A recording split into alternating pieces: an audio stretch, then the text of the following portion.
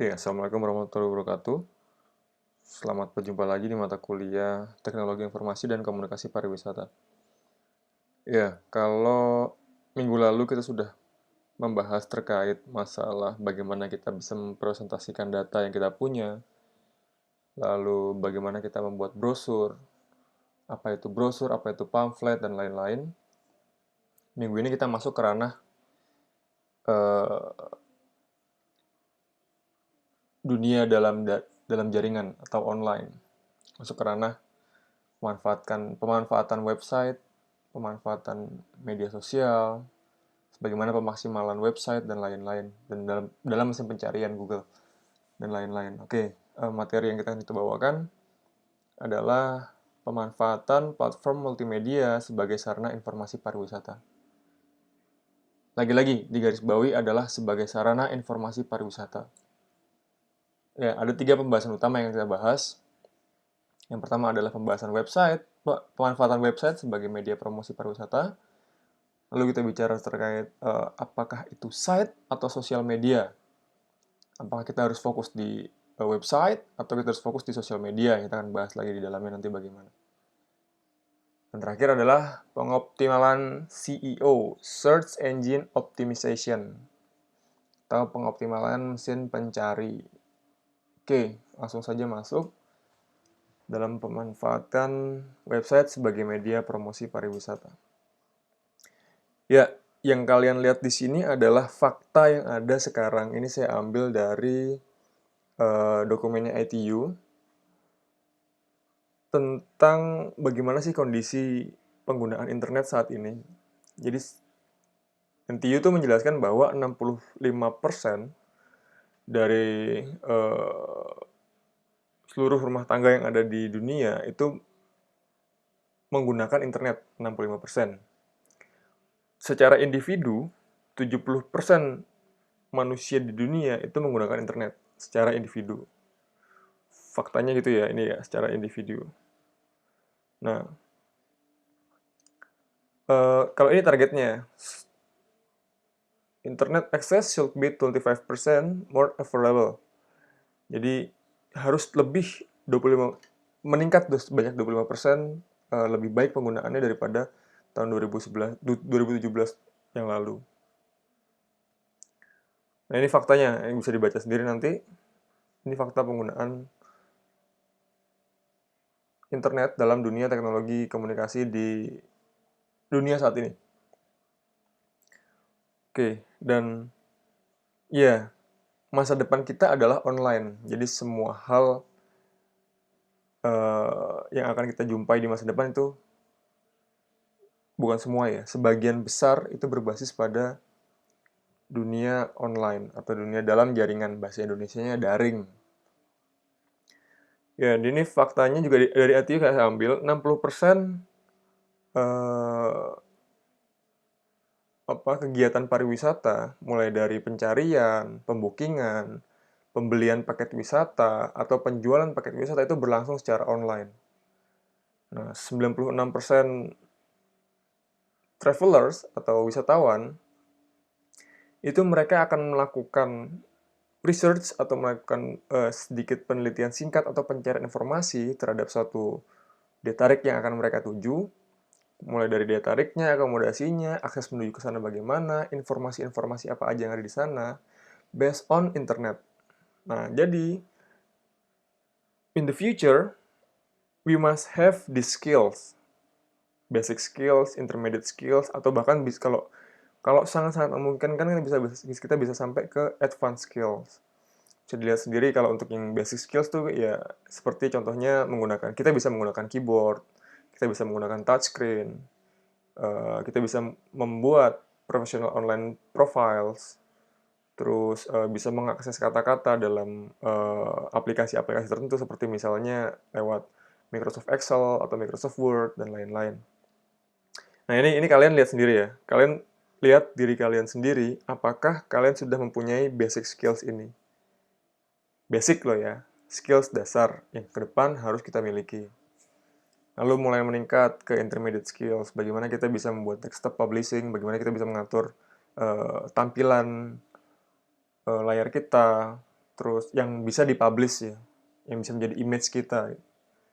Apakah bisa kita membuat digital graphic design, atau bisakah kita melakukan digital marketing? Ini udah mulai meningkat nih skillnya, intermediate skill. Jadi kalau kalian sudah masuk ke level ini kalian sudah meningkat skill di bidang eh, online media, di dunia digital. Lalu yang advance mulai bicara tentang big data, artificial intelligence, digital entrepreneurship, cyber security, terus VR dan lain-lain. Ini garis besar pandangan terhadap skill-skills apa aja di dunia digital yang harus kita miliki, atau di dunia era telekomunikasi yang berbasis internet. Ya, kita langsung masuk ke pembahasan terkait website ini ya. Jadi di dalam website, khususnya untuk tourism website atau website yang kita gunakan untuk media promosi pariwisata, itu harus digarisbawahi adalah secara psikologis, wisatawan atau calon wisatawan itu hanya memiliki 6 detik untuk menentukan apakah dia akan tetap stay di websitemu, ataukah dia akan tetap stay di sosial mediamu, untuk mencari informasi, untuk digging atau menggali informasi lebih dalam in your website or in your social media, uh, dan lain-lain. Atau dalam waktu 6 detik itu mereka merasakan bosan dan mereka memutuskan bahwa tidak bisa mengambil informasi apapun di website itu atau di sosial media itu, sehingga dia close website kita, dia close sosial media kita, akhirnya dia mencari orang lain, dia mencari sumber lain. Nah, itu hanya membutuhkan waktu 6 detik. Ini secara psikologikal ya. Secara psikologis, hanya butuh waktu 6 detik. Jadi kita harus bisa memanfaatkan tampilan website kita, tampilan sosial media kita. Selama 6 detik awal orang melihat, itu mereka bisa catch in terhadap media yang kita tawarkan. Nah, tujuannya apa? Tujuannya adalah tiga tujuan utamanya ini. Yang pertama, wisatawan bisa membooking paket yang kita tawarkan. Atau wisatawan dapat menggali lebih dalam lagi informasi, inquiry, atau menyelidiki lebih dalam lagi informasi yang ada di media kita. Lalu, kalau bisa juga, wisatawan atau calon wisatawan ini bisa menjadi followers kita. Jadi secara update dia bisa melihat perkembangan-perkembangan yang kita berikan lewat media sosial yang kita buat. Ini tujuan utamanya. Nah, untuk pembuatan website, itu ada 3 prioritas utama. Yang pertama adalah design, search engine visibility, lalu usability. Yang untuk desain ini bukan, untuk desain, search engine visibility, dan usability ini adalah bukan ideal priorities, tapi lebih ke kita sebenarnya harus berfokus kemana sih gitu. Semakin kecil segitiganya, maka harusnya kita harus tidak memberikan tenaga kita lebih dalam atau waktu kita lebih banyak dan lain-lain dari sisi desain. Seberapa bagus apapun desain kita, tapi ternyata tidak bisa dicari di search engine visibility, itu sama aja bohong, percuma. Sebagus apapun desain kita, dan sebisa apapun website kita dicari dalam search engine visibility, tapi tidak bisa digunakan di misalnya saat kita buka Chrome, tidak bisa digunakan. Padahal pengguna Google Chrome adalah salah satu pengguna mesin pencari terbanyak di dunia saat ini. Hanya bisa dibuka misalnya dengan Mozilla Firefox, atau hanya bisa dibuka lewat Internet Explorer. Itu adalah usability. Jadi, yang paling utama adalah kita lihat dari bawah. Usability-nya dulu, bagaimana ini bisa dipakai di semua platform, lalu bisa dicari, nah baru kita mengerucut ke penggunaan desain. Bagaimana pengaturan desain dan lain-lain. Ya, untuk website technical requirements, ini ada 3. Secara teknis, kebutuhan apa sih yang dibutuhkan sebuah website untuk bisa menjadi website yang bagus? Yang pertama adalah design awareness. Jadi kita harus aware terhadap desain kita. Jadi bisa menarik minat orang untuk mengklik website kita atau bisa masuk ke dalam website kita dan bisa memaksimalkan informasi-informasi yang kita berikan sehingga bisa diserap sedemikian rupa lewat media online tersebut oleh calon wisatawan. Nah, lalu ini hubungannya dengan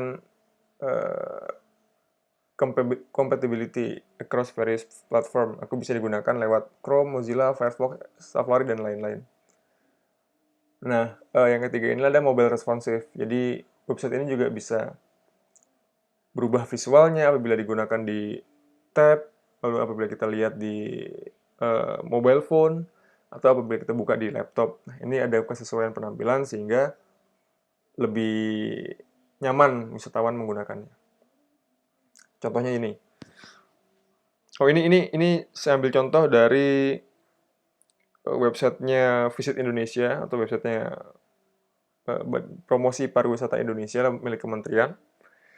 Bagaimana kementerian itu sangat concern terhadap ketercapaian website ini. Misalnya, salah satu target pasar utama di kementerian adalah pasar Jepang.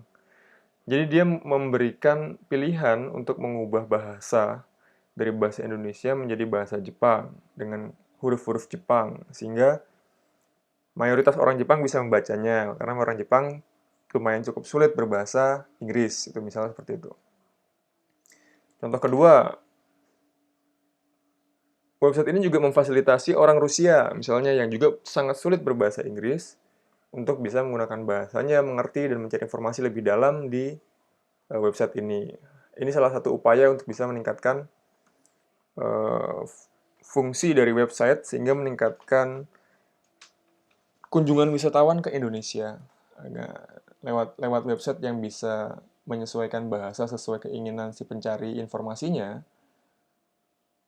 maka tingkat informasi yang bisa diterima oleh calon wisatawan itu juga semakin meningkat. Oke, nah perlu diketahui juga untuk sebuah website itu kita tidak hanya berfokus pada entry point atau bagaimana cara kita bisa masuk ke dalam website tersebut. Entah lewat search engine optimization dan lain-lain, tapi kita tidak hanya berfokus di bagaimana cara website itu masuk. Dia sudah di dalam website, seperti apa gitu. Nah, sudah kita berikan informasi-informasi segala macam, kita juga harus lihat out-nya atau keluarnya gitu. Maksudnya apa sih? Gitu. Yaitu ketercapaian misal atau engagement. Nah, kalau kita udah lihat orang sudah masuk ke dalam satu website kita, lalu apa setelah itu? Setelah kita dapat informasi-informasi segala macam, apakah kita bisa melakukan booking hotel? Nah, ini contohnya ya. Engage atau website ini bisa mengantarkan kita ke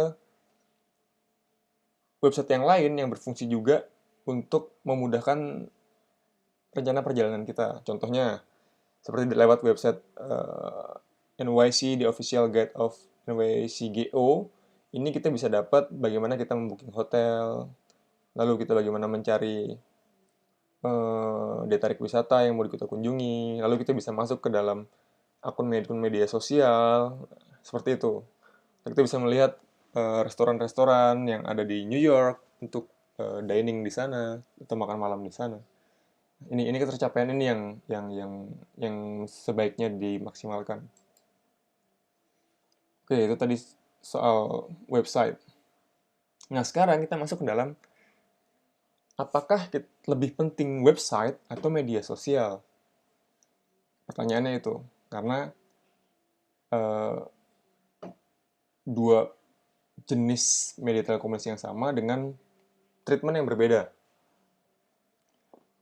Ya, social to site or site to social. Jadi apakah sosial media akan menggiring kita ke website atau website menggiring kita ke sosial media? Sebenarnya tujuan utamanya ada 3 ini untuk dari penggunaan media sosial atau website. Yaitu yang pertama adalah untuk brand atau destinasi itu biasanya menggunakan iklan atau menggunakan link yang terkait untuk bisa menarik eh, wisatawan mengunjungi websitenya atau mengunjungi sosial medianya. Tuh. Lalu yang kedua adalah ini bagaimana kita mengoptimalisasi sosial media kita sehingga bisa memaksimalkan landing page di website kita. Nah, ini fungsinya sebenarnya adalah website dan sosial media adalah saling berkait. Jadi tidak berdiri sendiri. Fungsi utamanya adalah untuk mendapatkan atensi atau mendapatkan perhatian dari calon wisatawan sehingga wisatawan bisa mencari informasi di dalamnya. Di dalam website atau di dalam media sosial untuk dari wisata yang akan dikunjungi gitu misalnya. Ya, ini lagi dilihat lagi engagement, saya mau menekankan lagi. Contohnya, ini ada saya punya contoh satu Instagram dari Ekowisata Kreatif Indonesia atau ekotiva.id. Ya, ini adalah websitenya Ekotiva. Website Ekotiva, dia yang berfokus di travel agent yang fokus di ekowisata. Dia memberikan informasi-informasi terkait Ekotiva, terus paket wisata apa aja yang mereka tawarkan, dan ini adalah apa perusahaan-perusahaan yang bisa mereka kunjungi untuk dijadikan company visit untuk ke sana dan lain-lain. Nah, ini paket turnya, blognya dia buka juga tentang apa sih Ekotiva itu dan bagaimana mengontak mereka. Di sini ada fiturnya. Nah, cuma yang mau saya kasih garis bawahi di sini adalah dari sekian banyak fitur yang ada di sini, perlu dilihat di bagian ini. Nah, ini adalah out yang seperti saya sampaikan tadi. Bagaimana website bisa menggiring kita untuk masuk ke platform lain sehingga memberikan aktivitas lain dengan Ekotiva. Di sini ada dia menyediakan fasilitas Instagram, lalu chat WA, dan link kanal YouTube. Oke, contohnya kita buka Instagramnya. Nah,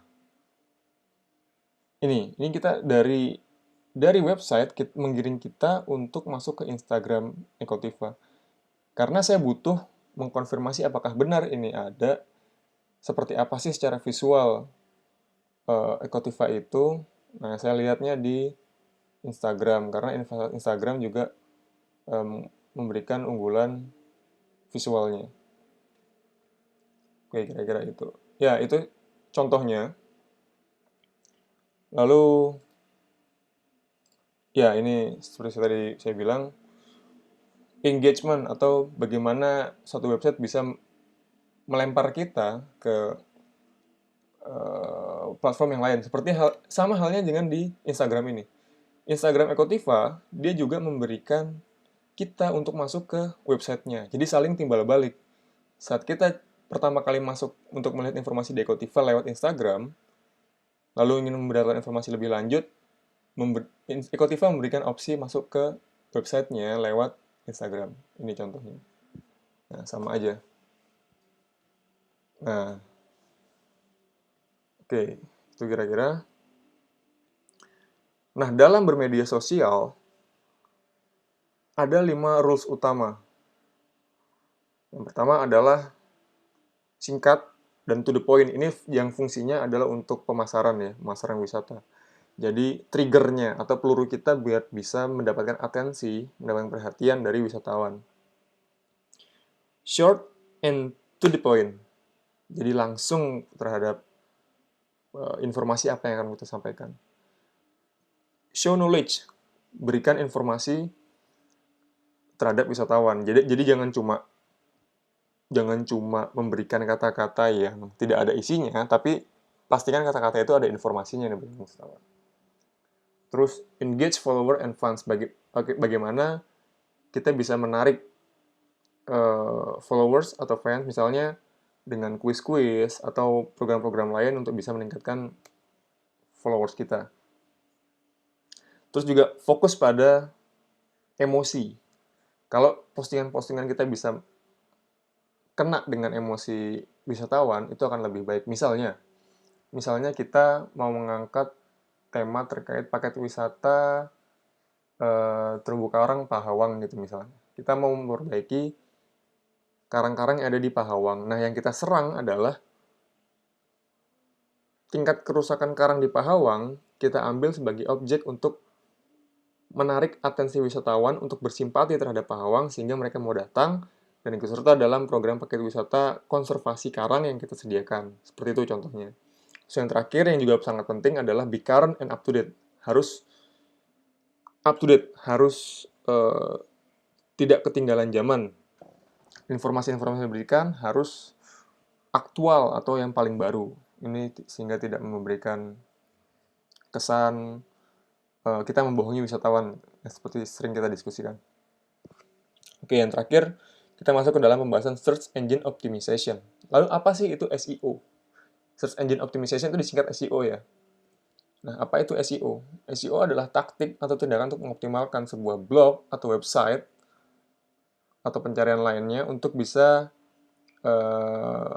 memungkinkan mesin pencarian seperti Google, Bing, dan lain-lain itu untuk mengangkat posisi kita di platform pencarian itu, di mesin pencarian itu. Jadi kalau misalnya kita buka usaha travel agent untuk khusus paket tur Lampung Barat itu misalnya. Jadi saat orang mencari tur Lampung Barat, website kita berada di paling atas, itu bagaimana sih? Nah, ini ada trik-triknya sebenarnya.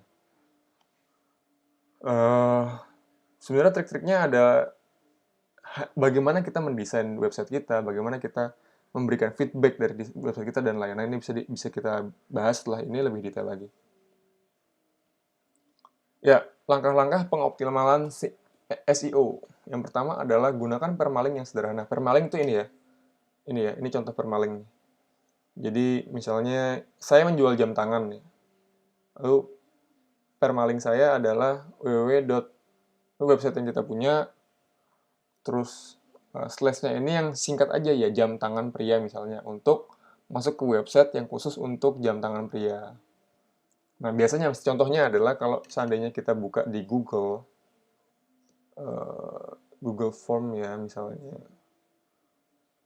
Ini kan singkat sekali nih. Ekotiva/home. Nah, biasanya kadang-kadang kalau kita tidak mengedit ini bisa sangat panjang. Jadi domainnya sangat panjang. Bahasa pemrograman kan sangat panjang. Nah, ini harus disesuaikan. Itu. Lalu yang kedua adalah membuat judul konten yang menarik. Seperti ya contohnya mungkin ini ya. Mungkin kalau bisa dibilang semacam clickbait, tapi isinya bukan clickbait atau bukan hanya pepesan kosong dari judul itu. Jadi judul itu bukan cuma bohong-bohongan, tapi benar-benar ada isinya. Misalnya 10 tempat wisata terbaik di Lampung. Ya memang 10 tempat itu adalah wisata yang paling baik yang ada di Lampung. Itu harusnya isinya seperti itu. Tapi intinya judulnya adalah judul yang menarik. Lalu yang ketiga adalah tambahkan gambar dan video. Nah, penggunaan gambar dan video, ini untuk di website ya. Jadi penggunaan gambar dan video di website itu sangat membantu untuk meningkatkan pencarian website kita. Apalagi, misalnya saya membuat website tentang Waikambas. Nah, video dan foto yang saya masukkan ke dalam website itu, fotonya harus ada keywordnya Waikambas. Misalnya, foto gajah Waikambas. Atau video daya tarik wisata Waikambas. Nah, harus ada Waikambasnya untuk penamaannya. Ini optimasi gambar, itu lebih ke, kalau bisa, jangan gunakan resolusi gambar yang terlalu besar. Jadi sehingga sulit untuk, atau lama untuk dibuka oleh wisatawan atau calon wisatawan yang mencari di website kita. Sehingga bisa lebih cepat terbukanya. Terus manfaatkan heading dan subheading. Jadi kita misalnya untuk di website ya atau di blog ya, kita menulis artikel kita hanya menulis aja tanpa kita berikan ini tulisan ini ada di eh, bagian mana, gitu. Apakah sudah dipisah-pisah atau hanya menulis acak, jadi si wisatawan bingung ini informasinya apa sih sebenarnya. Untuk heading dan subheading itu bisa membantu wisatawan yang mencari informasi di website terhadap informasi apa yang spesifik yang akan mereka cari. Eh, Oke, ini letakkan fokus keyword di 100 kata pertama. Misalnya kalau untuk yang membuat website, pengantar di website atau pengantar di blog, kita pasti menulis paragraf tuh, cerita tentang, misalnya kita mau cerita tentang Canvas lagi lah misalnya. Kita bikin blog, tulisan, nah dalam 100 kata pertama, itu kalian harus tuliskan keyword kalian, keyword yang paling kuat. Misalnya, Canvas itu jadi keyword yang paling kuat ya misalnya. Ya, jadi 100 di 100 kata pertama harus ada keyword. Munculkan keyword itu beberapa kali dan itu menjadi fokus. Ya. Nah, yang ketujuh adalah gunakan tema responsif atau mobile friendly. Ini bagaimana seperti yang disebutkan sebelumnya, bagaimana suatu konten website atau blog itu bisa dibuka di HP dengan tampilan yang sesuai dengan HP kita. Lalu saat kita buka di iPad misalnya atau di tab, itu tampilannya juga sesuai dengan bentukan tabnya, atau kita buka di laptop, itu juga sesuai dengan apa bentukan yang ada di laptop. Nah, lalu yang kedua adalah siapkan outbound link. Nah, contoh outbound link seperti ini. Jadi, apabila kita buka website, sambil contoh Tirto ID ya. Ini adalah kanal berita, dia full tulisan, dan infografis, dan tambah foto biasanya. Nah, di Tirto ID dia juga punya untuk mengarahkan pencari ke media-media yang dia punya lain selain website. Nah, ini adalah keterkaitan engagement. Nah, outbound link adalah link keluar yang bisa diambil dari satu website kita. Oh sorry, ini kalau websitenya Tirto ini inbound link deh. Ini oke, yang outbound link ini contohnya gini. Di websitenya 30 cara SEO WordPress untuk menaikkan peringkat website untuk mesin pencari. Nah, setelah kita baca-baca ini, nah ternyata ini, untuk riset keyword misalnya, kita diarahkan oleh website ini untuk menuju website lain yang lebih spesifik. Jadi, mencapai website lain. Nah, ini juga meningkatkan pencarian kita. Misalnya contohnya kita buka Semrush ya. Kita klik. Nah, dia akan masuk ke website lain, website pencarian Semrush. Ini contohnya. Ini adalah outbound link. Nah, sedangkan selanjutnya adalah inbound link. Internal link, sorry. Internal link. Internal link ini seperti yang di Tirto ini. Jadi, sama-sama di website Tirto, dia tapi buka di konten yang berbeda. Contohnya, dari berita ini, saya bisa masuk ke berita lain yang mengandung hal yang sama. Misalnya, ini contoh bacaan yang sama ya, monyet diteriaki anjing. Kalau kita buka, oh ini sudah tidak ada ternyata websitenya, beritanya. Nah, bisa baca juga artikel terkait sosial budaya atau tulisan menarik lainnya dari L. Adi Baskara. Ini penulisnya. Jadi di dalam website yang sama saya bisa ngelihat tulisan-tulisannya Adi Baskara. Nah, ini adalah internal link. Jadi di dalam website yang sama, di dalam websitenya Tirto ID. Itu ya. Oke, misalnya kita lihat baca artikel terkait sosial budaya. Nah, tetap di websitenya Tirto ID, tapi kita bisa masuk ke berita-berita lainnya. Nah, ini adalah internal link. Nah, tapi buat outbound dan inbound link ini ya mungkin nanti bisa dimaksimalkan penggunaannya. Ya, ini yang 10 adalah tambahkan tombol share ke sosial media. Ini seperti yang sudah dijelasin tadi. Oke, kira-kira itu materi yang saya berikan. Terima kasih. Hari ini kita bicara terkait bagaimana memaksimalkan SEO dan penggunaan website, serta bagaimana hubungan website dengan sosial media. Kira-kira itu saja materi hari ini. Terima kasih. Wassalamualaikum